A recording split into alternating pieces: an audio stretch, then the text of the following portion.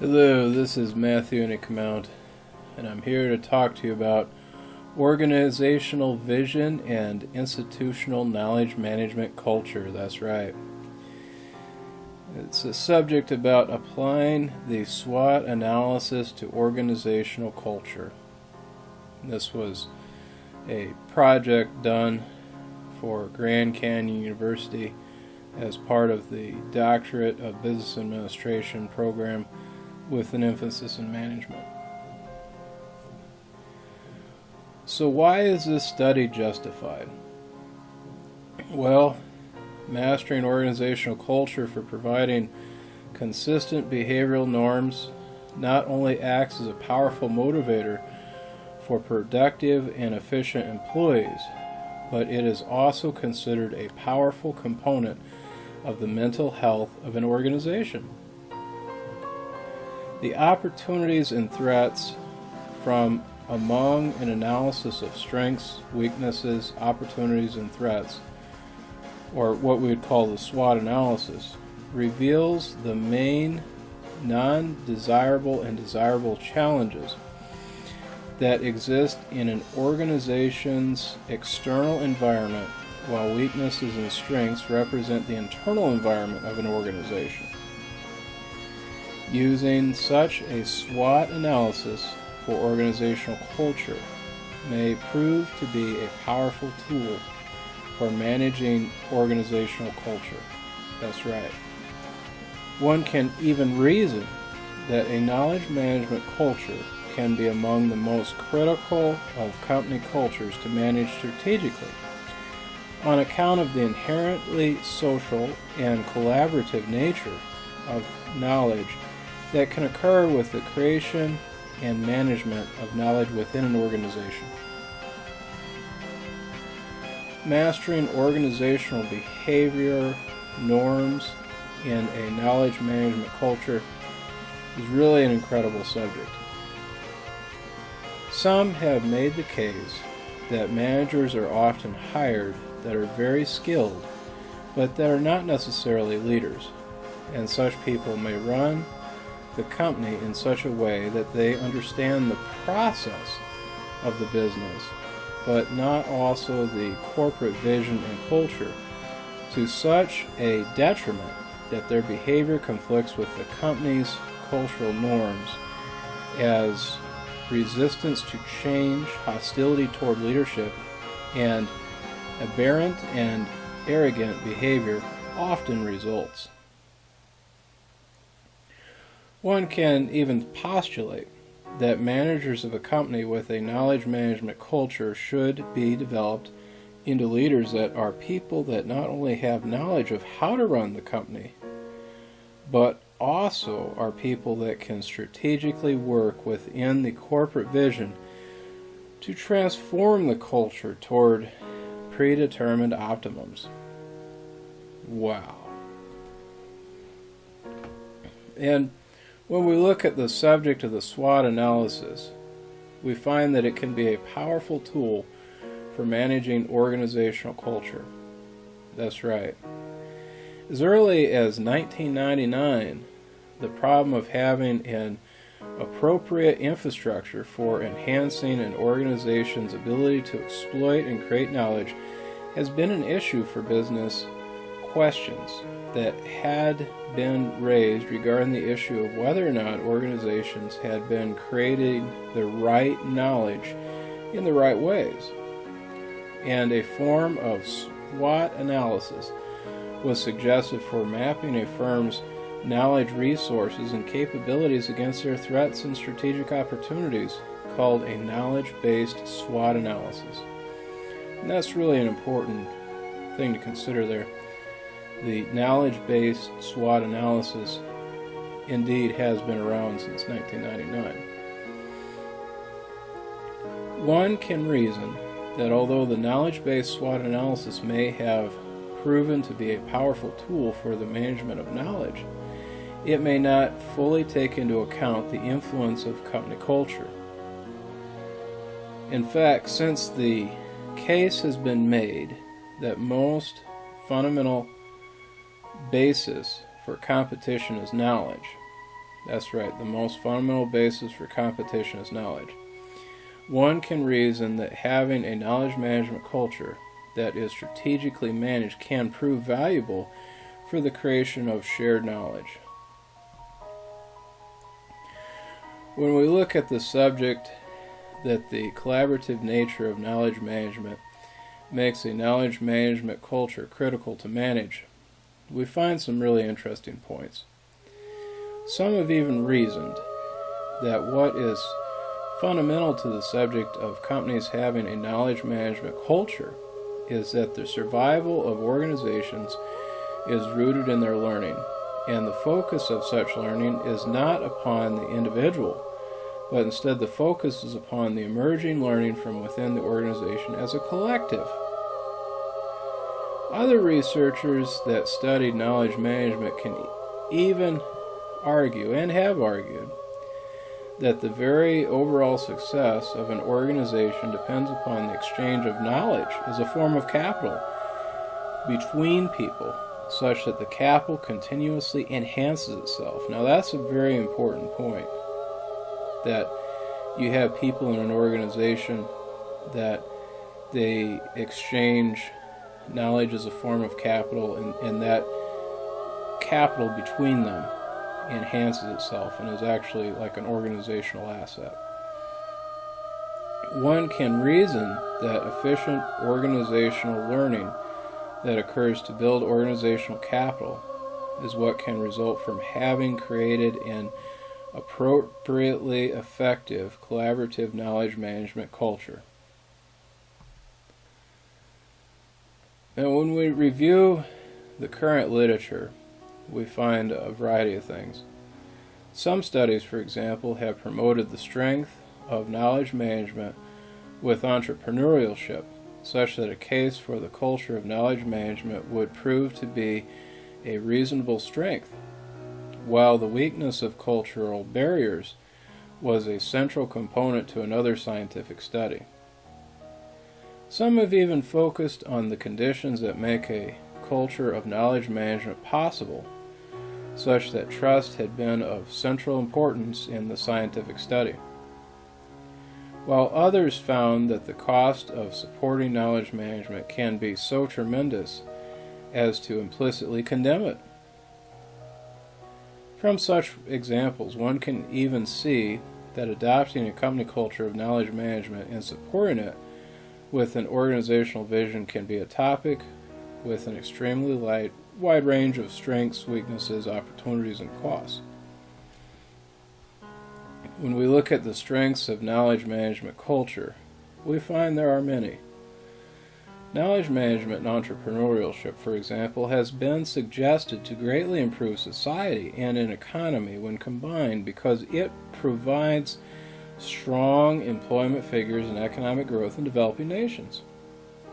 The strength of having an institutional knowledge management culture and a vision that supports that culture can thus be identified as being supportive of knowledge transfer that would increase entrepreneurship within an organization and thus contribute to overall wealth generation for not just the organization, but also for the individuals and society as a whole.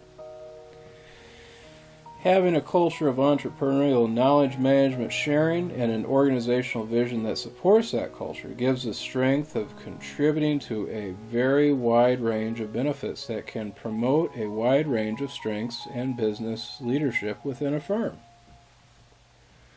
Some interesting points there. When we look at the weaknesses of a knowledge management culture, we find there are some weaknesses.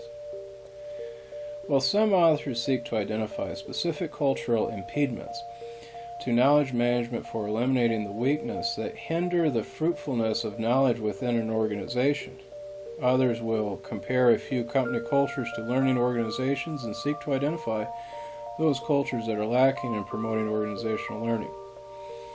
That's right. The sharing of knowledge can thus be hindered by cultural barriers such that visions of any company culture that would support knowledge management would have to confront the issue of cultural barriers in one way or another.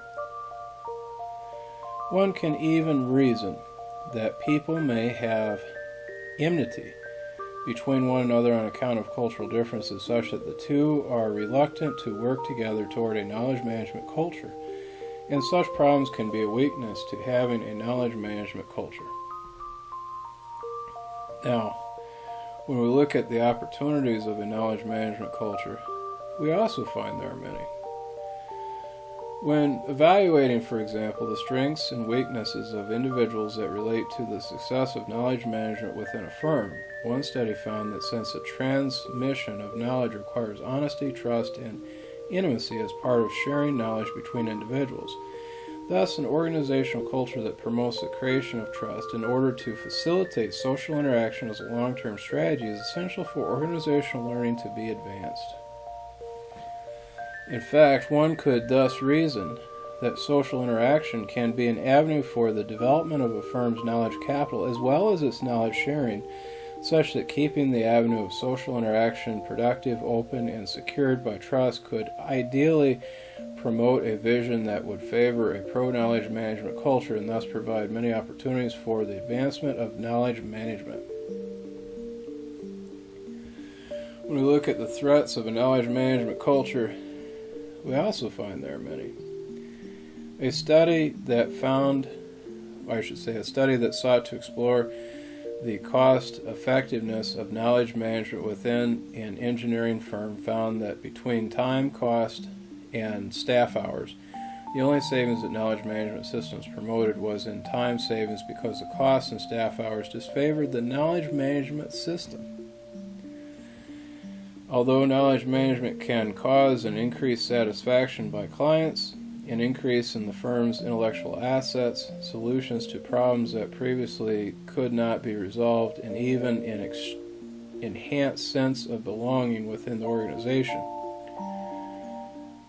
cause the cost to be something that can greatly outweigh the benefits. In fact, a large threat to creating a knowledge management culture and an organizational vision for developing a firm's knowledge management tools and practices is that it can be costly as to be undesirable by a profit-maximizing firm, such that the firm may at some point abandon knowledge management initiatives in favor of greater competitive efficiency. And, that can be sad. It's really the case that when we look at the fact that the costs can sometimes outweigh the benefits, with the fact that although knowledge management can cause an increased satisfaction by clients, an increase in the firm's intellectual assets, solutions to problems that previously could not be resolved, and even an enhanced sense of belonging within the organization, the cost can sometimes outweigh the benefits. Given facts like that, it's really the case that we have to be careful about how we have knowledge management cultures and, whether we have them or not, because sometimes it may be better just not to have a knowledge management culture, as sad as that might appear. And, when we conclude here, we find that many authors have noted a number of strengths, weaknesses, opportunities, and threats that apply to a firm having a knowledge management culture, but researchers have not yet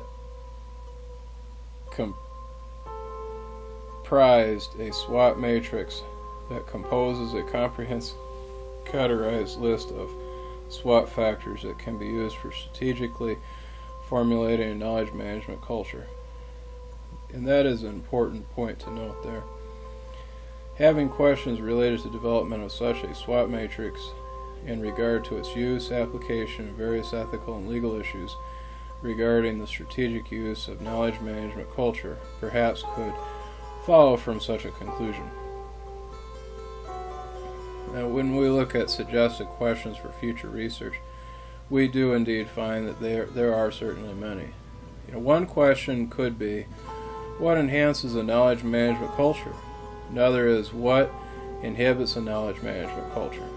A researcher could then ask if the results from either of the two previous questions are internal to the organization or external to the organization in order to develop a detailed SWOT matrix that categorizes a comprehensive list of strengths, weaknesses, opportunities, and threats to having a knowledge management culture. And this basically is about developing a SWOT matrix for managing the organizational culture, the knowledge management organizational culture.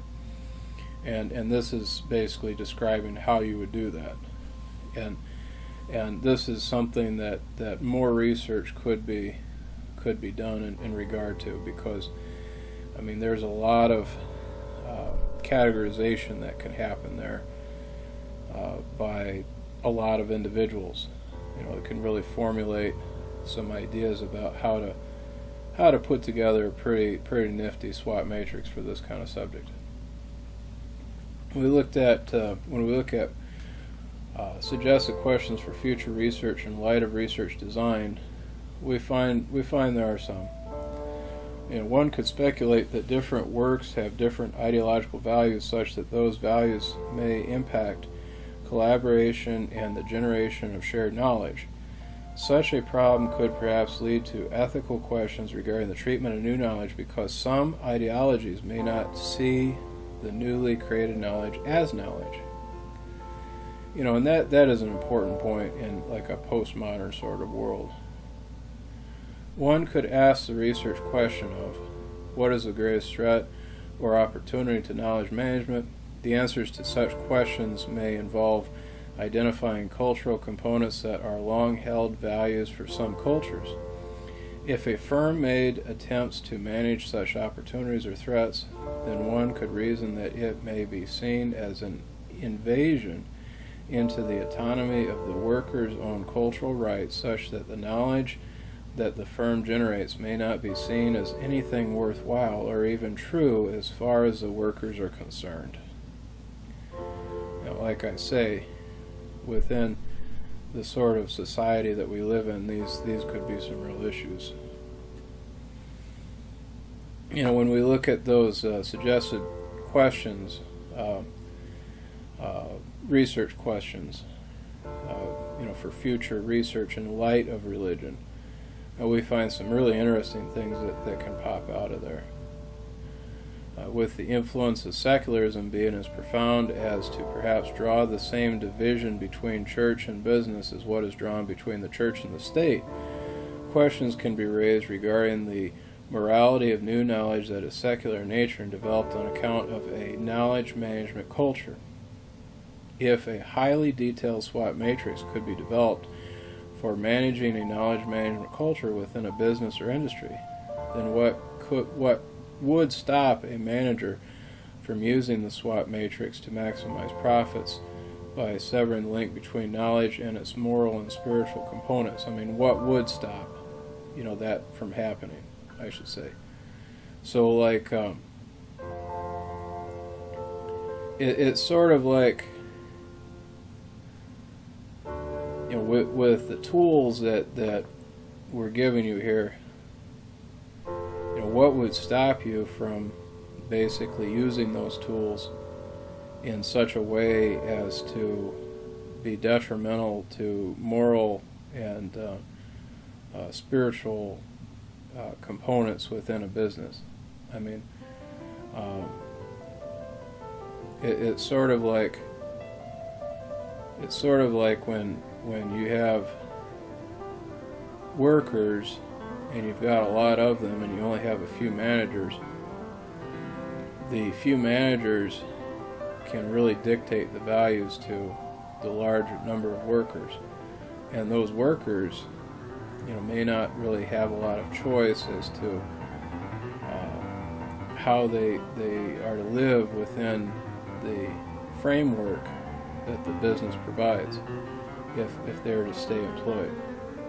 And so it can be a great source of evil that we have to be aware of. One research question that can be asked is how to prevent businesses from developing such an impersonal knowledge management culture that collects knowledge, manages that knowledge, and later uses that knowledge in ways that cause a forgetfulness of the moral and spiritual components that had been associated with that knowledge. I mean, again, this can be a real issue here. It may not appear to be, but over time of using a knowledge management culture that is managed by the firm, this is something that may creep in, and you may not realize it until you really have a problem, and that's what you really want to avoid as a company, because when you have problems, they can be pretty severe.